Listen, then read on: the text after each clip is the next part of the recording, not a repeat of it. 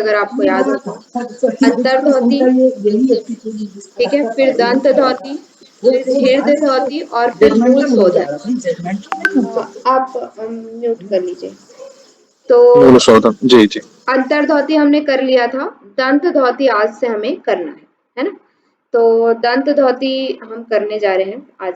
तो देखिए दंत धौती में बताया गया है, दंत धौती के अंदर भी फिर से सब डिवीजन आता है, ठीक है, और उसके क्या होते हैं, अलग से पार्ट होते हैं। जैसे कि हमने अंतर्धौती में देखा था, अंतर्धौती के अंतर्गत 4 जो हमारे पार्ट थे, है ना, वातसार, वारिसार, वहनीसार और बहिष्कृत, इस तरह से हमने देखा था। तो दंत धौती के अंतर्गत भी 5 हमारे और सब डिवीजन होते हैं, उसके बारे में आज हम देखेंगे। तो इसमें बताया जाता है दंत मूलम, जीवा मूलम, रंध्रम च कर्ण युग्मयो, कपाल रंध्रम पंचयते, दंत धौतिर विधीयते, ठीक है, अभिधीयते। मतलब क्या है कि दंत मूल, जीवा मूल, रंध्र च कर्ण युग्मयो, ठीक है, और कपाल रंग। तो क्या हुआ, दंत मूल 1 हुआ, जीवा मूल 2 हुआ, ठीक है, कर्ण रंध्र 3 हुआ, लेकिन हमारे कान यहाँ पे कितने हैं, 2 हैं, ठीक है, इसलिए इसको 3 और 4, बाएं कान को अलग और दाएं कान को अलग, इसलिए यहाँ पे कर्ण रंध्र को 2 बार गिना है और कपाल रंध्र 5, ठीक है। तो इस तरह से 5 प्रकार के यहाँ पे दंत धौती बताए गए हैं। क्लियर है क्या, 5 कैसे हुआ?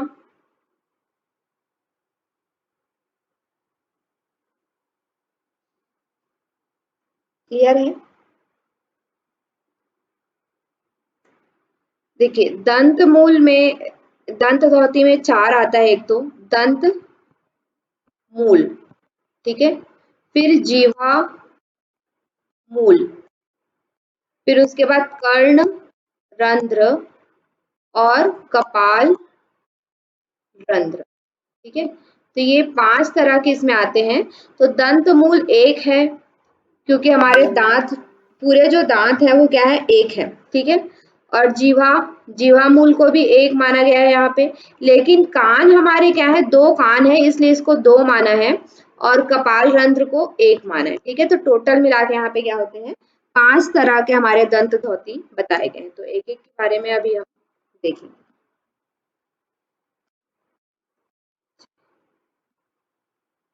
अरे सॉरी, मैं निकल गया। हाँ, तो पहला हमारा है दंत मूल धौती, दंत धौती। तो दंत धौती में हमें क्या करना है, दंत धौती का मतलब क्या है कि दांत को साफ करना, हमारे जो दांत हैं उनको, उनकी सफाई करना, ठीक है। तो उनकी सफाई हमें कैसे करना है उसके बारे में यहाँ पे बताया जा रहा है। ये बहुत, ये सारी चीजें बहुत इंपॉर्टेंट है, ठीक है, तो ध्यान से सुनिएगा। यहाँ पे है कि खदिरेण रसेनाथ शुद्ध मृत्तिकया तथा, ठीक है, कैसे अपने दांतों को साफ करना है, खदिर खादिर रस, ठीक है, खाद, जैसे पहले जमाने में क्या होता था, पहले हम ब्रश वगैरह यूज नहीं करते थे, ब्रश की जगह हम क्या करते थे, अलग अलग तरह की जो लकड़ियां होती हैं, लकड़ियां या दातुन जो होता है, उसको हम यूज करते थे, ठीक है, जैसे बबूल का और नीम का इत्यादि, हाँ, अलग अलग दातुन यूज किया जाता था। तो घेरन संहिता में कौन से रस का दातुन यूज करने के लिए कहा गया है, खादिर रस। ये पूछा जाता है, दंत मूल के शोधन के लिए कौन से रस का प्रयोग किया जाता है, ठीक है। तो यहाँ पे खादिर रस का प्रयोग किया जाता है, ऐसा यहाँ पे बताया जाता है।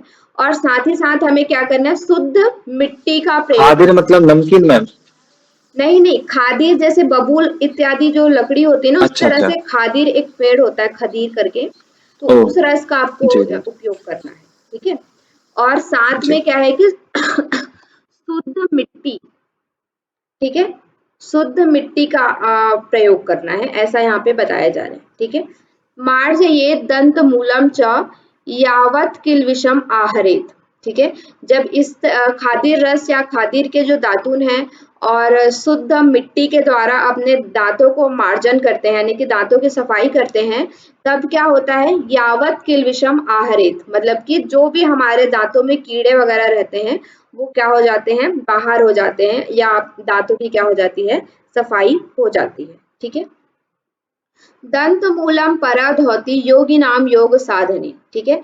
लेकिन केवल दांतों की ही सफाई नहीं होती है, ठीक है। इसमें इसका और आध्यात्मिक लाभ या योग में और लाभ बताए गए हैं कि अगर जो योगी है वो दंत मूल धौती का क्या करता है, अभ्यास करता है, तो ये क्या एक परम धौती है, मतलब कि जैसे अन्य जो धौती हमने देखी अंतर धौती बहिष्कृत धौती, उसी तरह से दंत धौती का भी अपना योग के साधना में महत्व है, ठीक है। नित्यं कुर्यात् प्रभाते च दंत रक्षात् योगविद दंत मूलम धावन धावन आदि कार्येषु योगिनाम मतम, ठीक है। इसीलिए यहाँ पे क्या है कि बताया गया है कि अपने दांतों की रक्षा करने के लिए नित्य प्रति कुर्यात् प्रभाते, प्रभाते मतलब सुबह सुबह हमें क्या करना चाहिए, दंत धौती का अभ्यास हमें करना चाहिए। सभी योगियों को जो योग के जानकार हैं उन सभी को सुबह सुबह प्रातः काल में दंत धौती का अभ्यास करना चाहिए और अपने दांतों की अच्छी तरह से सफाई करनी चाहिए, ठीक है। ये एक मुख्य कर्म है, ऐसा यहाँ पे बताया जा रहा है। क्लियर है ना? अगर कहीं पे कोई कंफ्यूजन है तो आप पूछ लीजिए, ठीक है। नेक्स्ट फिर दंत धौती में, ठीक है, दंत मूल शोधन के बाद आपका दूसरा आता है जीवा शोधन, ठीक है। जीवा शोधन में क्या होता है, अथातः संप्रवक्ष्यामि जीवा शोधन कारणम जरा मरण रोगादि नासियेद दीर्घ लंबिका, ठीक है। पहले वो घेरन मुनि जो है, जैसा कि मैंने आप लोगों को कल बताया था, ये क्या है कि घेरन मुनि और चंड कपाली दोनों का संवाद है, ठीक है। तो चंड कपाली सॉरी घेरन मुनि जी कहते हैं कि सबसे पहले मैं तुम्हें जीवा शोधन का कारण बताता हूँ, क्यों हमें जीवा शोधन करना चाहिए, ठीक है। जीवा शोधन का अभ्यास उसके लाभ के विषय में बाद में देखेंगे, बट ये मैं बताता हूँ कि कारण कि क्यों हमें जीवा शोधन करना चाहिए। तो जब हम जीवा का शोधन करते हैं, अपने जीभ का शोधन करते हैं, तो इससे क्या होता है, जरा मरण रोग आदि जो मतलब कि रोग इत्यादि है वो सभी चीजों का क्या होता है, नाश होता है जब हम इस लंबिका यानी कि जीवा का शोधन करते हैं, तो जरा मरण और रोग का नाश होता है, ठीक है। ऐसा यहाँ पे बताया जा रहा है। तर्जनी मध्यमा नामा अंगुली त्रय योगात, ठीक है। कौन कौन सा, तर्जनी मध्यमा अनामा, अनामा यानी कि अनामिका, ठीक है। कौन कौन सी उंगली, हमारी छोटी उंगली और अंगूठे को छोड़ करके हमारी जो 3 उंगलियां बची, तर्जनी मध्यमा और अनामिका, जिसको हम लोग इंडेक्स फिंगर मिडिल फिंगर और रिंग फिंगर कहते हैं, उन तीनों फिंगर को क्या करना है, योगात मतलब कि तीनों फिंगर को मिला के, ठीक है, तीनों फिंगर को एक साथ मिला करके वसियेत लक्ष्य मध्य तू मार्जयेत लंबिका मूलम, ठीक है। तीनों उंगलियों के माध्यम से लंबिका का मूल, जहां से हमारी जो जीवा है वो प्रारंभ होती है, वहां तक हमें इन तीनों उंगलियों को ले जा करके अपने जीवा का क्या करना है, मार्जन करना है, मतलब कि जीवा की सफाई करनी है, ठीक है। सहने सहने मार्जयित्वा कफ दोष निवारयेत, इस तरह से जब हम धीरे धीरे मार्जन करते हैं तीनों उंगलियों के माध्यम से, तो जो भी हमारे कफ के कारण जो दोष उत्पन्न होते हैं, खांसी कास इत्यादि जो रोग उत्पन्न होते हैं, वो सभी रोग क्या होते हैं, निवारियत यानी कि उनका निवारण होता है, ठीक है। फिर उसके बाद जैसे ये हो गया, तो फिर क्या करना है, मार्जयेत नवनीतेन दोहेच पुनः पुनः, ठीक है। फिर जैसे तीनों उंगलियों के माध्यम से आपने जीभ की सफाई कर ली, उसके बाद आपको क्या करना है, थोड़ा सा मक्खन लगा करके, नवनीत मतलब क्या है, मक्खन, मक्खन लगा करके हमें फिर से जैसे हम दोहन करना, यानी कि फिर से जीभ को जैसे हम दूध गाय का दूध दूहते हैं, उसी तरह से हमें क्या करना है, जीभ का दोहन करना है, ठीक है। पहले हमें 3 उंगलियों के माध्यम से उसकी सफाई करनी है, उसके बाद नवनीत के माध्यम से यानी कि मक्खन लगा करके उसका दोहन करना है अपने जीभा का।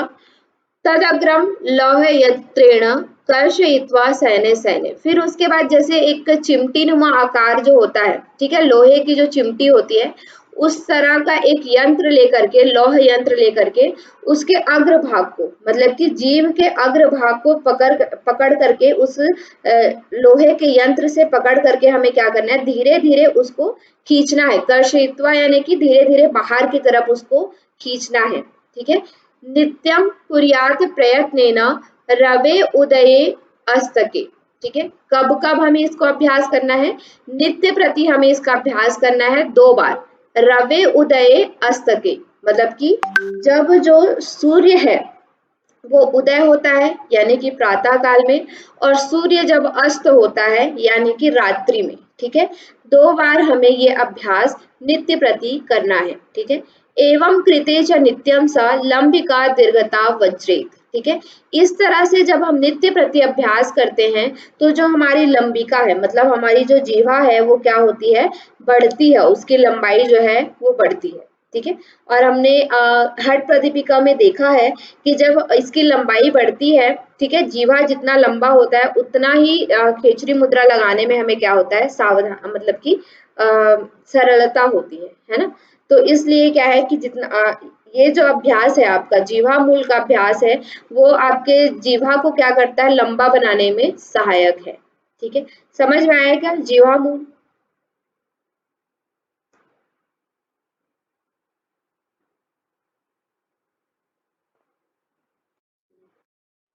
हाँ जी मैम जी। ठीक है, नेक्स्ट फिर आपका है थर्ड, कर्णरंध्र। कर्णरंध्र यानी कि इसका मैंने बताया था कि कर्णरंध्र को 2 गिना जाता है, क्योंकि हमारे 2 कान होते हैं, इसलिए कर्णरंध्र को 2 गिना जाता है। ठीक है, तो यहाँ पे है कर्णरंध्र ध्वति हमें कैसे करना है, तर्जनी तर्जन्या अनामिका। ठीक है, तर्जनी अन्य अनामिका यानी कि तर्जनी या फिर अनामिका, या तर्जनी और अनामिका से। ठीक है, योगान मर्जयेत कर्णरंध्रयो नित्य अभ्यास योगेन नाद अनंतरम प्रकाशयेत। ठीक है, तर्जनी और अनामिका इन दोनों उंगलियों के माध्यम से जो कान के छिद्र हैं उनकी क्या करना है, सफाई करना है। ठीक है, यहाँ कौन से 2 उंगली बताई गई है, तर्जनी और अनामिका के माध्यम से कान के छिद्र की सफाई करनी है। और जब हम इस तरह से नित्य प्रति अभ्यास करते हैं तो ये लाइन आपको याद रखना है, नाद अनंतरम प्रकाशेत। ठीक है, जो हम नादानुसंधान पढ़े थे हठ प्रदीपिका में, उस तरह से, मतलब कि ना जब आप नित्य प्रति इसका अभ्यास कर्णरंध्र का करते हैं तो नाद अनुसंधान आपको होता है, यानी कि नाद की कुछ विभिन्न तरह के नाद की अनुभूति आपको होती है। ठीक है, तो ये इसका लाभ है। दिव्य लाभ क्या है कि जब आप कर्णरंध्र करते हैं तो नाद की अनुभूति आपको होती है। क्लियर? ठीक है, अब नेक्स्ट और लास्ट है आपका कपाल रंध्र। ठीक है, कपाल रंध्र में क्या होता है, वृद्ध अंगुष्ठेन दक्षिण मार्जयेत मार्जयेत कपाल रंध्रकम। ठीक है, मतलब कि क्या है, दक्षिण यानी कि दाहिना। ठीक है, दाहिने हाथ के अंगूठे से वृद्धांग अंगुष्ठेन, हाँ, मतलब कि क्या है कि यहाँ पे अंगुष्ठ के साथ जो सभी उंगलियां हैं, ठीक है, मतलब कि हमारे हाथ की, दाहिने हाथ की जो 5 उंगलियां हैं, उन 5 उंगलियों को क्या करना है, समेटना है। ठीक है, समेटना है मतलब कि एक पुट्टी जैसे हम बनाते हैं 5 उंगलियों को मिला करके, उसी तरह से आपको बनाना है। ठीक है, जैसे हम एक थपथपाने के लिए, पीठ वगैरह थपथपाने के लिए जो हम एक कप नुमा आकार का बनाते हैं ना, जिससे कि आवाज आती है, उसी तरह से आपको क्या करना है, अपने सभी उंगलियों को मिला करके एक कप नुमा आकार से अपने सभी दाहिने हाथ को बनाना है, दाहिने हथेली को। ठीक है, और क्या करना है, मार्जयेत कपाल रंध्र का, कपाल रंध्र को क्या करना है, मार्जन करना है। ठीक है, कैसे मार्जन करना है आगे देखते हैं। एवं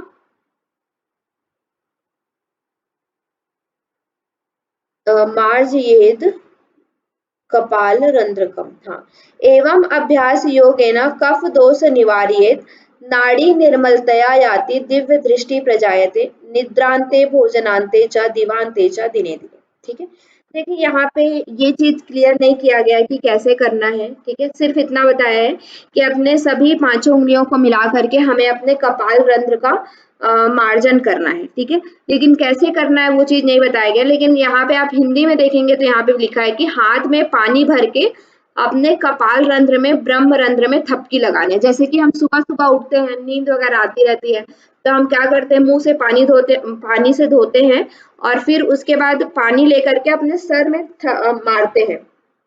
ठीक है, जहां पे हमारा कपाल रंध्र है, जहां पे हम चोटी बनाते हैं, वहां को हम 2-3 बार थपकी लगाते हैं तो हम जागृत हो जाते हैं। ठीक है, तो उसी तरह से अपने कपाल रंध्र का क्या करना है, यहाँ पे शोधन करने के लिए बताया गया है। और इससे क्या होता है, कफ दोष का निवारण होता है। ठीक है, इसका लाभ क्या है कि कफ दोष का निवारण होता है। और क्या लाभ है, नाड़ी निर्मलतया याति, मतलब कि नाड़ी जो होती है हमारी, वो सभी नाड़ियां क्या होती है, निर्मल होती हैं। दिव्य दृष्टि, दृष्टि भी हमारी क्या होती है, अच्छी होती है, मतलब कि जैसे आंखों की रोशनी जो है वो बढ़ती है, दिव्य दृष्टि प्रजायते। और क्या है, कब कब हमें करना चाहिए, निद्रांते भोजनांते च दिवांते च दिने दिने। ठीक है, नित्य प्रति हमें कब करना है, निद्रा के अंत में, जब हम सो के उठते हैं। ठीक है, भोजन के अंत में, जब हम भोजन कर लेते हैं उसके बाद।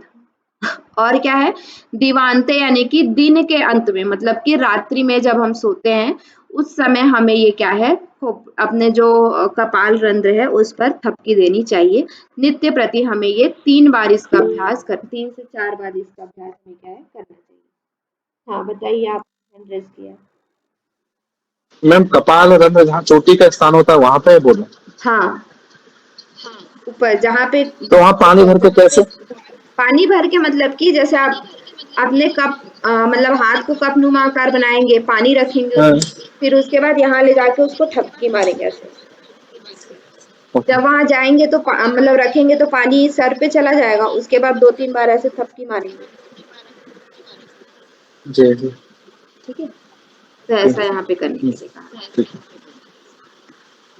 तो ये था हमारा दंत धौती। दंत धौती कंप्लीट हुआ। ठीक है, उससे आगे एक और हमने पढ़ा था हृद धौती। इनका सीक्वेंस पूरा याद रखिएगा, जो चार्ट मैंने आप लोगों को कल पीपीटी में बताया था। ठीक है, ये पूछा जाता है कि दंत धौती में कौन कौन से धौती आते हैं, कितने धौती हैं, उनके लाभ क्या क्या है। एक का भी जैसे कि हमने पढ़ा कि जीवा मूल शोधन में कौन सा रस यूज करना प्रयोग में आता है। ठीक है, क्या लाभ होता है उससे, इस तरह से पूरा डिटेल में यहाँ से अंदर अंदर से क्वेश्चन पूछा जाता है। ठीक है, इसलिए इतना डिटेल में पढ़ाया जा रहा है, इसको पूरा अभी से नोट्स वगैरह प्रिपेयर करते हुए करते हुए चलिए।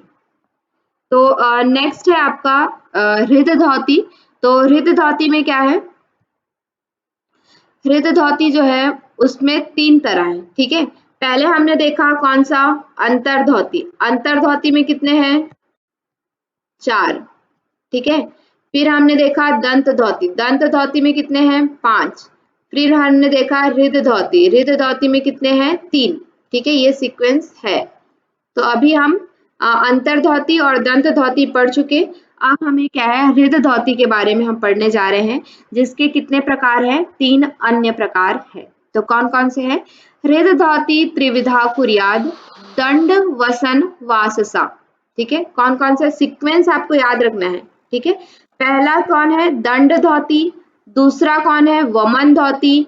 तीसरा कौन है, वससा यानी कि वस्त्र धौती। ये पूछा जाता है इसका सीक्वेंस।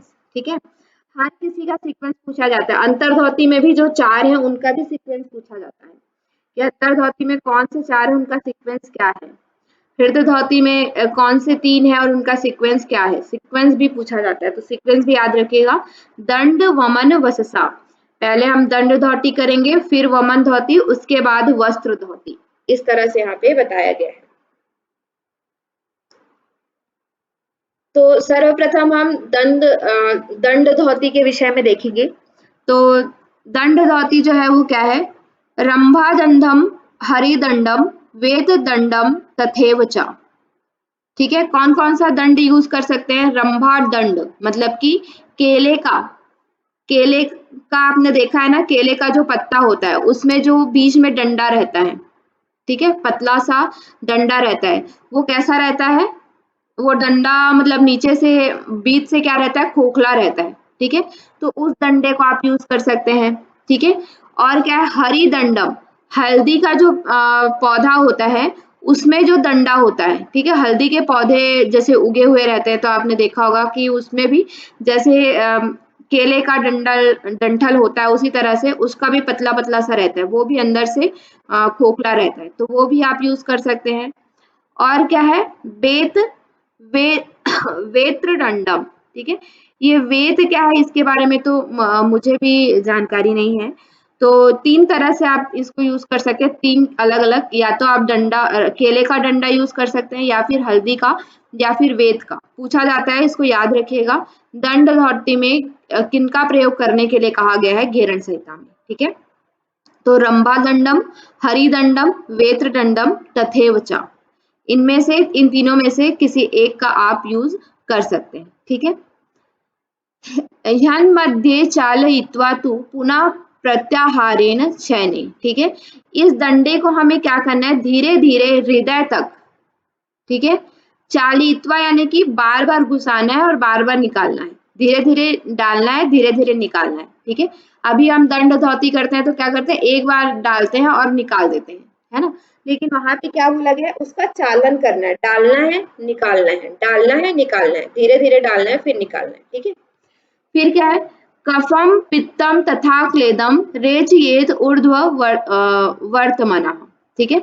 जब इस तरह से आप करेंगे तो क्या होगा, आपके शरीर में या आपके जो शरीर में कफ पित्त और क्लेद, कफ जो होगा, पित्त होगा, और क्लेद, क्लेद मतलब क्या है कि जो कफ जो है उसमें पित्त मिल करके एक हरे हरे रंग का जो वो बन जाता है, ठीक है। मतलब कि एक तरह से बुरा कफ कहना चाहिए हमें, ठीक है। तो ये सभी क्या हो जाते हैं, जब आप इस तरह से करते हैं तो धीरे धीरे करके वो सभी क्या हो जाते हैं, मुख से बाहर निकलते हैं, ठीक है। जब आप दंड धौती का अभ्यास इस तरह से करते हैं तो आपके अंदर जो कफ पित्त और क्लेद जमा हुआ होता है वो सभी बाहर निकलते हैं मुख के माध्यम से, ठीक है।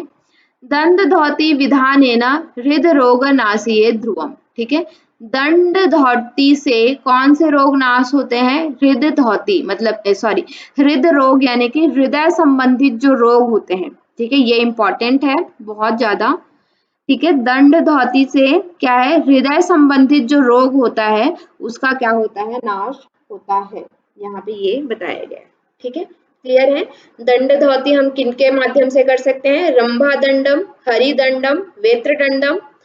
और इसे कैसे करना है, इनमें से किसी एक दंड को लेकर के हमें हृदय तक प्रवेश कराना है, वापस से बाहर निकालना है, फिर प्रवेश कराना है, मतलब चालन करना है उसका। जब इस तरह से हम अभ्यास करते हैं तो हमारे अंदर जो कफ पित्त इत्यादि रहता है वो सभी क्या होता है, बाहर निकलता है, ठीक है। और क्या होता है, जब इस तरह से हम अभ्यास करते हैं दंड धौती का तो हमारे हृदय संबंधित जो रोग होते हैं वो क्या होते हैं, ठीक होते हैं, ठीक है। नेक्स्ट आपका आता है इसी में वमन धौती, ठीक है। पहले हमने पढ़ा दंड धौती, उसके बाद नेक्स्ट आपका आता है वमन धौती। तो वमन धौती में क्या होता है, भोजनांते पीबे तुवारी च कंठम पूरितम सुधी, ठीक है। भोजन के अंत में हमें क्या करना है, वारी यानी कि जल को पीना है, ठीक है। भोजन के अंत में बोला गया है, ध्यान रखिएगा। अभी हम जो वमन करते हैं वो क्या है, सुबह सुबह बिना कुछ खाए पिए हम वमन का अभ्यास करते हैं। लेकिन घेरण संहिता में क्या है, भोजन के अंत में हमें वारी यानी कि जल को कंठ तक भरना है, ठीक है। ऊर्ध्व दृष्टि क्षणम कृत्वा तज्जलम वमयेत पुनः, ठीक है। फिर क्या करना है, थोड़ा सा ऊर्ध्व दृष्टि ऊपर की तरफ दृष्टि करके क्षण भर के लिए, ठीक है, देखना है। उसके बाद आपको अपने आप ही क्या होगा कि एक वोमिटिंग सेंसेशन आएगा, है ना, मतलब कि उल्टी करने जैसा आपको क्या होगा, अंदर से नौजिया, उल्टी करने जैसा मतलब फील होगा, है ना। फिर उसके बाद जब आप ऊपर देखेंगे इस तरह से पूरा कंठ तक पानी को भरेंगे तब फिर उसके बाद क्या करना है, उस तरह से फिर जल को क्या कर देना है, मुख के माध्यम से बाहर निकाल देना है, ठीक है। पानी हमें कब पीना है, भोजन के बाद में, भोजन हमने कर लिया उसके बाद पानी पीना है कंठ तक। फिर थोड़ी देर ऊपर देखेंगे तो हमें वोमिटिंग सेंसेशन आएगा और उसके बाद हम क्या करेंगे, उस जल को बाहर निकाल देंगे। ठीक है, नित्यम अभ्यास योगेन कफ पित्तम निवारयेत। इस तरह से जब हम नित्य प्रति अभ्यास करते हैं तो कफ और पित्त का निवारण होता है, ऐसा यहाँ पे बताया जा रहा है। ठीक है,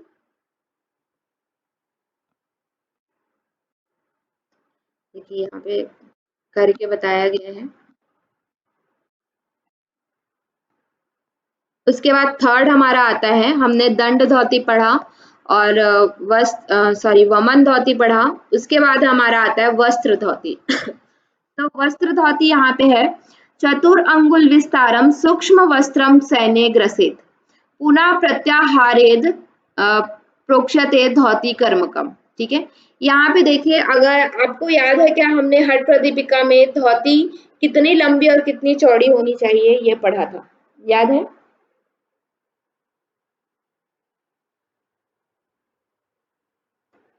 धोती की लंबाई और चौड़ाई 3 अंगुल चौड़ी और 9 बित्ता बड़े। नहीं, गलत। नहीं 9 नहीं 22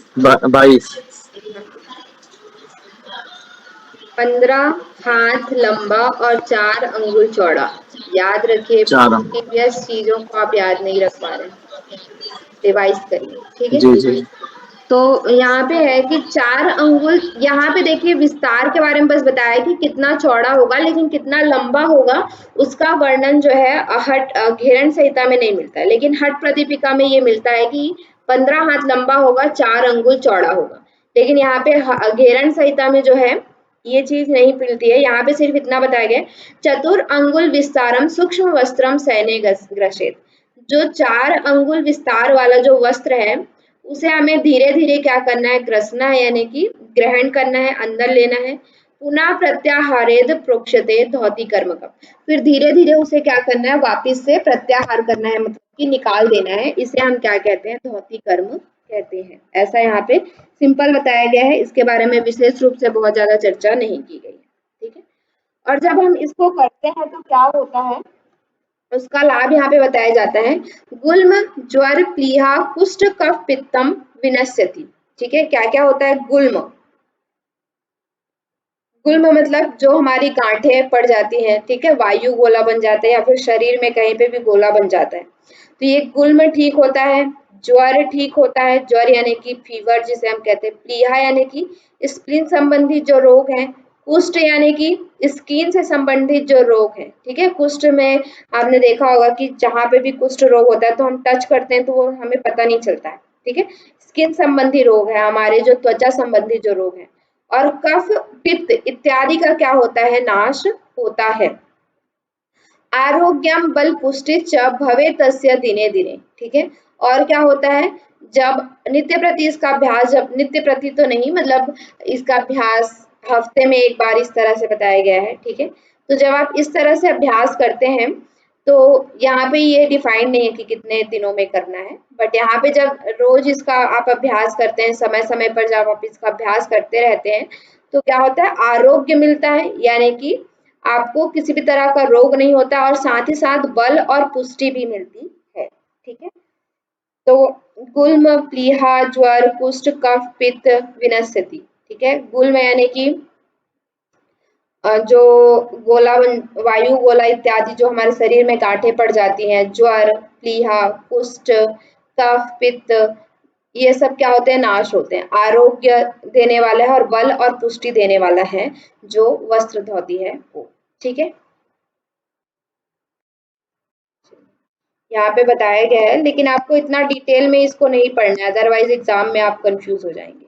ठीक है, तो चलिए नेक्स्ट इसमें और बताया है कि मूल शोधन, मूल शोधन में क्या करना है, अपान क्रूरता हमने 3 देख लिया है। ठीक है, धोती के अंतर्गत 3 था, अंतर्धोती, दंत धोती, हृद धोती और मूल शोधन। तो 3 हमने देख लिया, 3 में सभी में प्रकार थे, उनको हमने देखा, लेकिन मूल शोधन के अंदर कोई भी प्रकार नहीं है। ठीक है, मूल शोधन एक अलग है, उसको हम देख रहे हैं अभी।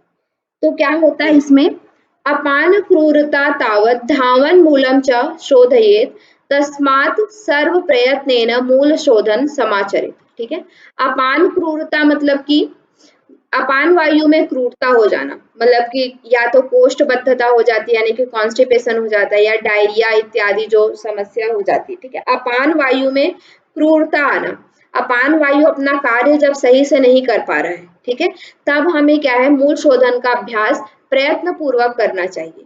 जब अपान वायु में क्रूरता आ गई है या अपान वायु अपना कार्य जो है वो सही से नहीं कर रहा है, उसमें डिसबैलेंस आ गया है, तब हमें क्या है कि मूल शोधन का अभ्यास करना चाहिए, ऐसा यहाँ पे बताया गया है।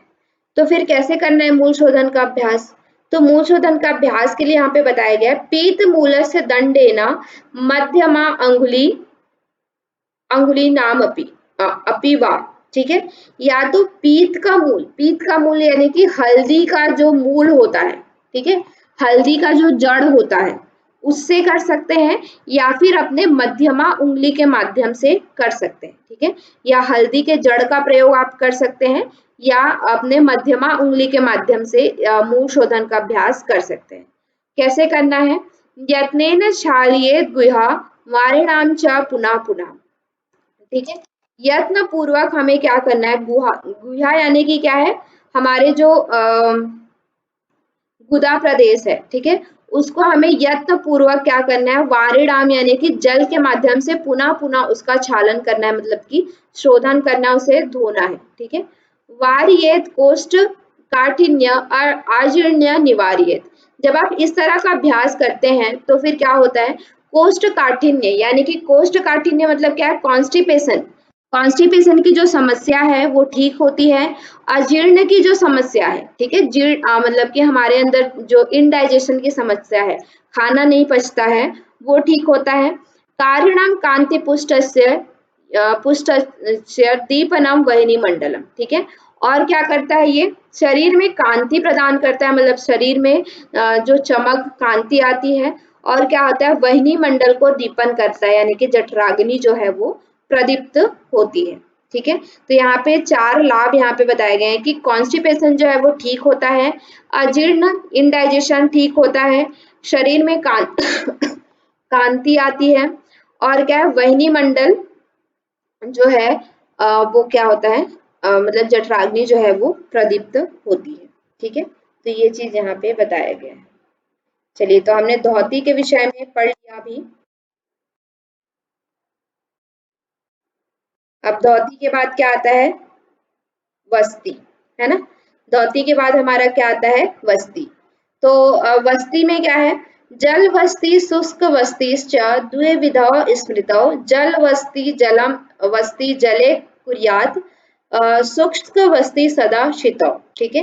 मतलब कि क्या है, जल वस्ती के यहाँ पे 2 भाग बताए गए हैं, 2 मतलब भेद बताए गए हैं। पहला क्या है, जल वस्ती, दूसरा है शुष्क वस्ती, ठीक है। तो जल वस्ती मतलब क्या है, जिसको हम जल में बैठ करके करते हैं, और शुष्क वस्ती मतलब जिसको हम भूमि पर बैठकर सूखे स्थान पर बैठकर करते हैं, उसको शुष्क वस्ती कहते हैं, ठीक है। तो यहाँ पे 2 भेद इसके बताए गए हैं। फिर उसके बाद जल वस्ती के विषय में यहाँ पे बताया जा रहा है। तो जल वस्ती क्या है, नाभि अग्न जले पायु अंतस्थ नलो उत्कट आसना, ठीक है। नाभि तक आपको जल में बैठना है, पायु मतलब कि आपका गुदा देश का क्या करना है, आकुंचन करते हुए पहले तो उत्कट आसन में बैठना है, ठीक है। उत्कट आसन हम इसमें पढ़ेंगे भी, या तो इस तरह का एक आसन जिसमें हम अपने पंजों के सहारे बैठते हैं एड़ियां उठा करके, या उत्कट आसन जो आपका जो है चेयर पोज, उसको भी कहा जाता है, ठीक है। तो उत्कट आसन में आपको बैठना है, नाभि तक आपका जल में होना चाहिए, और फिर क्या है, आकुंचम प्रसारम च जलम वस्ती समाचरित, ठीक है। आकुंचन और प्रसार करना है, ठीक है, अपने गुदा मूल का पायु यानी कि गुदा देश का आकुंचन और प्रसार करना है जल के अंदर ही, इसे ही हम क्या कहते हैं, जल वस्ती कहते हैं। प्रमेहम च उदावार्तम कुर्य क्रूर वायु निवार्येत भवे स्वच्छंद देह से काम देव समो भवित, ठीक है। प्रमेह प्रदर जो है ये एक हमारे जेनाइटल से रिलेटेड समस्या होती है, ठीक है, मेल जेनाइटल से रिलेटेड जो समस्या प्रमेह बोला जाता है। तो ये हमारा जो पुरुष के जो जननेंद्रिय है उससे संबंधित एक रोग होता है, ठीक है, प्रमेह, तो उसका निवारण करता है जो जल वस्ती है। और क्या है, उदावर्त, उदावर्त यानी कि उदर में जो हमारा आवर्त यानी कि दर्द इत्यादि होता है, ठीक है, इनडाइजेशन या ब्लोटिंग वगैरह, गैस वगैरह की जो प्रॉब्लम होती है, ठीक है, उसको ठीक करता है। क्रूर वायु, वायु जो इसके पूर्व हमने देखा अपान वायु की क्रूरता, तो उस अपान वायु की क्रूरता को भी ये ठीक करता है, ठीक है। भवे स्वच्छंद देहस्य, ये क्या करता है, हमारे शरीर को स्वच्छ करता है, शरीर को स्वच्छ बनाता है, और शरीर का कैसा बनाता है, कामदेव के समान बनाता है, ठीक है। हमारे शरीर को ये क्या है, कामदेव के समान बनाता है। क्लियर हो रहा है ना सभी चीजें?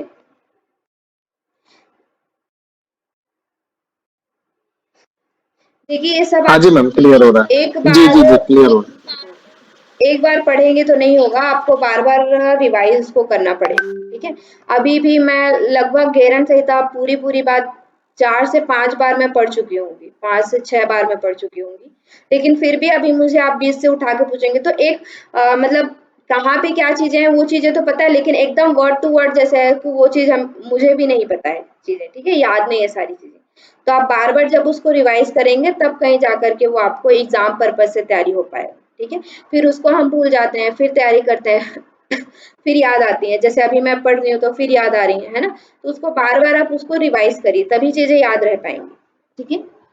पश्चिमोत्तानो वस्ति चालयित्वा शयने सैने अश्वनी मुद्रया पायु आकुंचयेत प्रसारयेत एवं अभ्यास योगेन कोष्ठ दोषो न विद्यते विवर्धयेत जठराग्निम आमवात विनाशेत, ठीक है। मतलब क्या है, पश्चिमोत्तानो वस्ति, पहले आपको क्या करना है, एक तरह से पश्चिम उत्तान की स्थिति में बैठ जाना है, ठीक है। पश्चिम उत्तान में क्या होता है, हम अपने दोनों पैरों को सामने की तरफ रखते हैं और पैर के अंगूठों को क्या करते हैं, हाथों के माध्यम से पकड़ते हैं, ठीक है। तो इसी तरह की स्थिति में आपको क्या करना है, बैठ जाना है। बस्ती चालयित्वा सैने सैने, कैसे चालन करना है, अश्विनी मुद्रा के द्वारा, ठीक है। अश्विनी मुद्रा आपको पता ही होगा, अश्विनी मुद्रा में हम क्या करते हैं, अपने गुदा प्रदेश का आकुंचन और प्रसारण करते हैं, आकुंचन और प्रसारण करते हैं, है ना। तो उसी तरह से बस अश्विनी मुद्रा के द्वारा अपने गुदा प्रदेश का आकुंचन प्रसारण आपको करना है, ठीक है, पश्चिम उत्तानासन में बैठ करके। तो इसे हम क्या कहते हैं, स्थल वस्ती या शुष्क वस्ती कहते हैं, ठीक है। और इसका अभ्यास करने से क्या होता है, कोष्ठ दोष यानी कि जो वही कब्ज संबंधित जो दोष है, ठीक है, कब्ज यानी कि कॉन्स्टिपेशन से संबंधित जो दोष है वो ठीक होता है। और क्या है, विवर्ध ये जठराग्नि, जठराग्नि जो है वो प्रदीप्त होती है।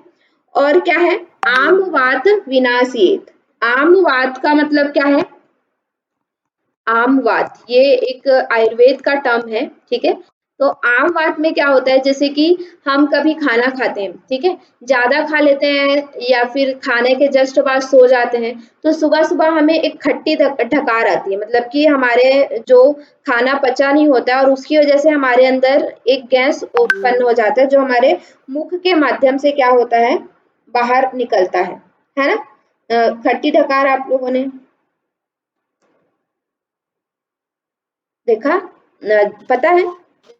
जी जी, इंडाइजेशन जो हो जाता है, हाँ, हाँ कई बार देखा है, ज्यादा ओवर ईटिंग होने के बाद भी सुबह सुबह एकदम बहुत गंदा वैसा लगता है, हाँ, होता है। तो जी उसी को क्या कहते हैं, आमवात कहते हैं। आमवात यानी कि जब खाना पचता नहीं है तो उस वजह से हमारे शरीर में एक गैस उत्पन्न हो जाता है, एक वात यानी कि वायु उत्पन्न हो जाता है, तो वो उसी को हम क्या कहते हैं आमवात कहते हैं, ठीक है। तो आमवात की जो समस्या है वो भी क्या होती है, इससे ठीक होती है, ऐसे यहाँ पे बताया जा रहा है। देखिए पश्चिम उत्तानासन में बैठ करके आपको अश्वनी मुद्रा के माध्यम से अपने गुदा मार्ग का आकुंचन और प्रसारण करना है, इसे हम क्या कहते हैं, शुष्क वस्ती कहते हैं, ठीक है। तो फिर नेक्स्ट यहाँ पे आपका तीसरा जो है, धौती वस्ती पढ़ लिया हमने, नेति, नेति जो तीसरा सटकर्म है उसके बारे में हम देख रहे हैं। 5 से 10 श्लोक ही बाकी होंगे इसमें, तो वो हम कंप्लीट करके अभी करेंगे। तो इसमें बताया गया वितस्ति मानम सूक्ष्म सूत्रम नासा नाले प्रवेशित, ठीक है। वितस्ति मात्रम यानी कि एक वित्ता, बलिष्ठ भर, ठीक है, जिसको 9 इंच हम कह रहे थे, है ना। यही चीज आपके हठ प्रदीपिका में भी सेम बताया गया है। सूत्र का जो प्रमाण है वो हठ प्रदीपिका और घेरण संहिता दोनों में सेम बताया गया है। एक बित्ता 9 इंच, ठीक है। तो इस तरह से एक बित्ता 9 इंच का जो सूक्ष्म सूत्र है, ठीक है, सूक्ष्म सूत्र यानी कि पतला जो सूक्ष्म है सूत्र है, उसको हमें क्या करना है, नासा नाल से, नासिका के द्वारा से, नासिका द्वार से हमें प्रवेश कराना है। मुख निगर्म निगर्म ये पश्चात प्रोक्षते नेति कर्म का, ठीक है। मुख के द्वारा उसको क्या करना है, बाहर निकालना है, ठीक है। नासिका मार्ग से उस सूत्र को जो है प्रवेश कराना है और मुख के द्वारा उस द्वार से उसको क्या करना है, बाहर निकालना है। इसे हम नेति कर्म कहते हैं, ठीक है। ये तो सिंपल है जिस तरह से हम करते हैं, लेकिन इसका लाभ जो है वो बहुत इंपॉर्टेंट है, पूछा जा चुका है। साधना नेति कार्यस्य, नेति कार्यस्य खेचरी सिद्धि मापनुयात, ये जो श्लोक का इतना पार्ट आया था, ठीक है, आपके प्रश्न में दिया था खेचरी सिद्धि मापनुयात किसका फल है, हठ प्रदीपिका के अनुसार खेचरी सिद्धि मापनुयात किसका फल है, ऐसा प्रश्न पूछा था, ठीक है। तो याद रखिएगा, खेचरी सिद्धि मापनुयात, खेचरी किसका फल है, नेति का फल है, ठीक है। कफ दोष विनश्यति दिव्य दृष्टि प्रजायते, ये चीज तो आपको याद रखना है, दिव्य दृष्टि मिलती है और कफ दोष का क्या है, नाश होता है।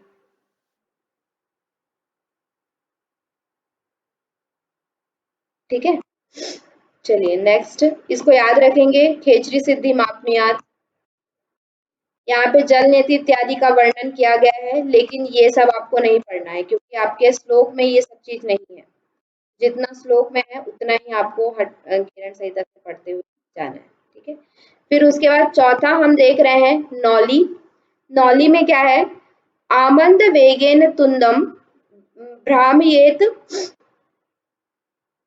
भ्रामयेद उप पार्श्वयो, ठीक है, उद पार्श्वयो सर्व रोग निहंतिह देहानल विवर्धनम, ठीक है। इसमें फर्स्ट लाइन इंपॉर्टेंट है, आमंद वेग तुंद, आमंद वेग यानी कि क्या है, और तीव्र गति से, तीव्र गति से हमें क्या करना है, तुंद यानी कि पेट, ठीक है, पेट के जो मसल्स होते हैं उसको तुंद कहते हैं, ठीक है।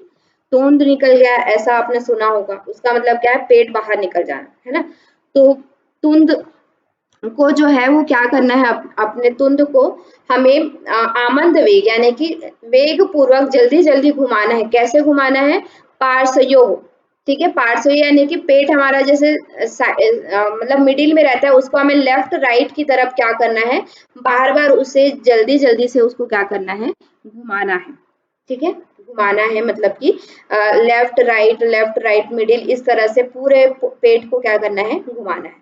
सर्व रोग निहंतिह देहानल विवर्धनम, ठीक है, इससे क्या होता है, सभी तरह के जो रोग हैं वो नाश होते हैं और देहानल विवर्धनम यानी कि देह की जो अग्नि जठराग्नि है वो प्रदीप्त होती है। इसमें बस इतना बताया गया है, बाकी जो इतना एक्सप्लेनेशन आपके घेरण संहिता में दिया गया है तो उसको आपको नहीं पढ़ना है, ठीक है, बहुत ज्यादा एक्सप्लेनेशन नहीं पढ़ना है। अब उसके बाद नेक्स्ट आपका आता है पांचवा त्राटक कर्म।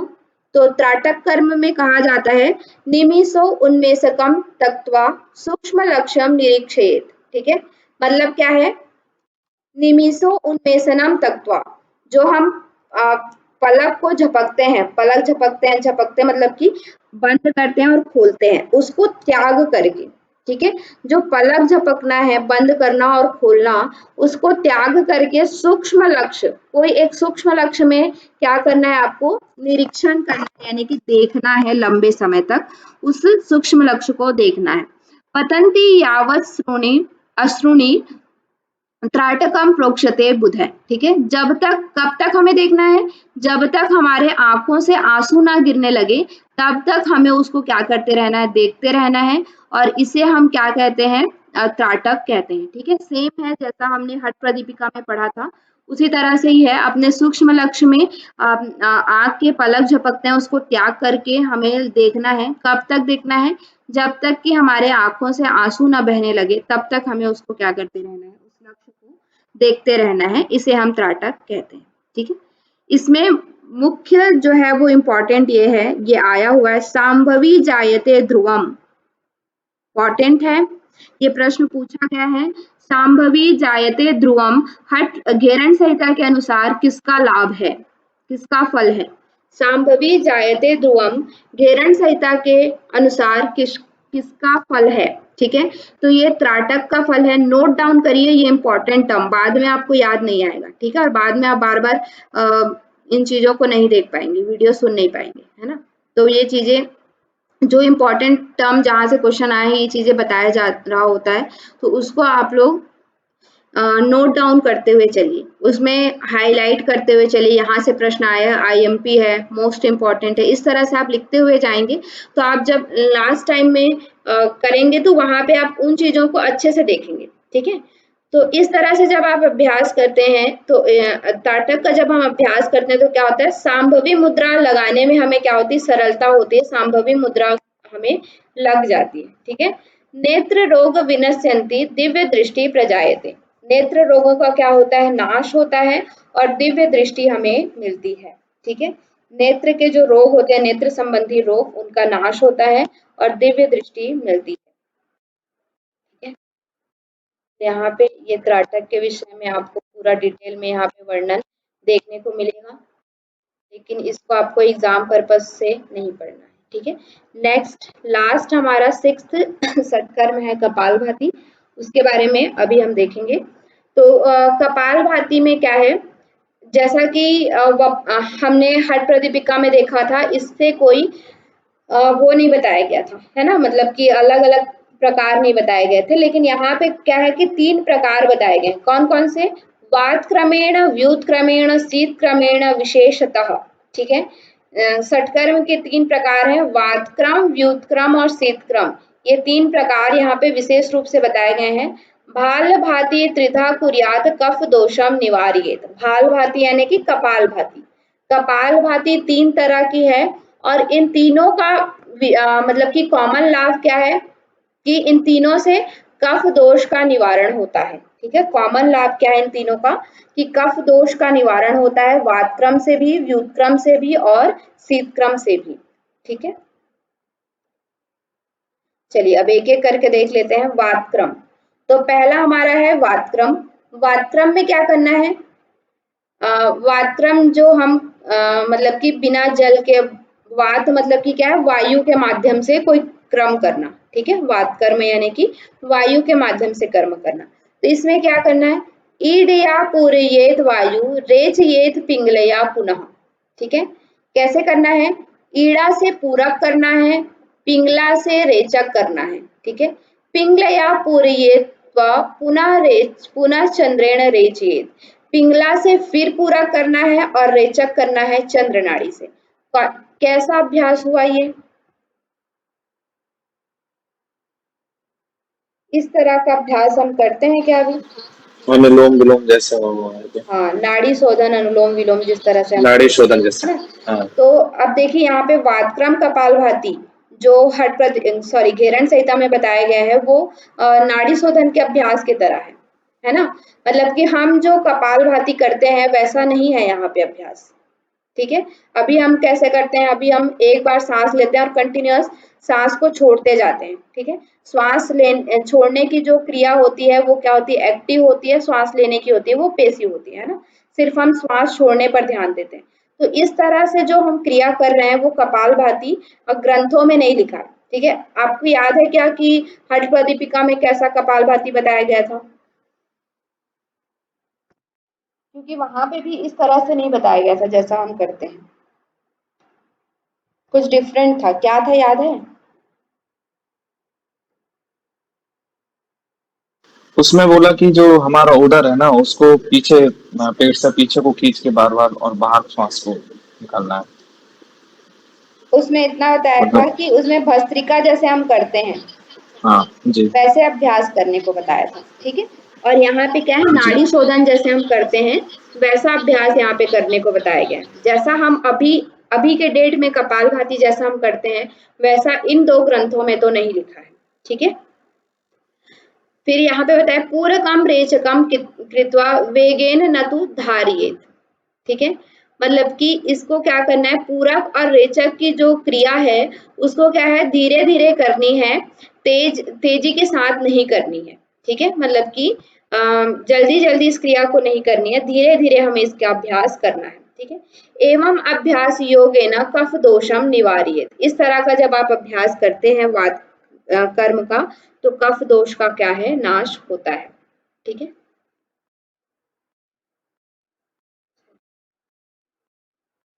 नेक्स्ट फिर व्युत्क्रम कपालभाति है।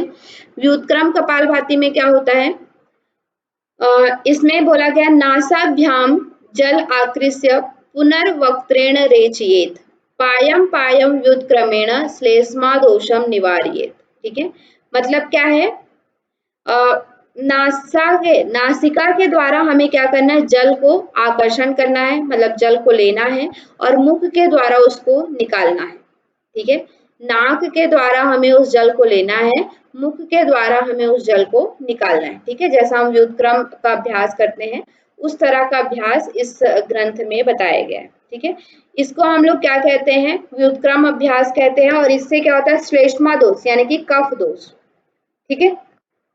इसमें भी यही बताया कि कफ दोष का निवारण होता है, ठीक है। विशेष लाभ कुछ इसमें नहीं बताया है, दोनों वातक्रम और व्युत्क्रम में इतना बताया गया कि कफ दोष का क्या है निवारण होता है, ठीक है।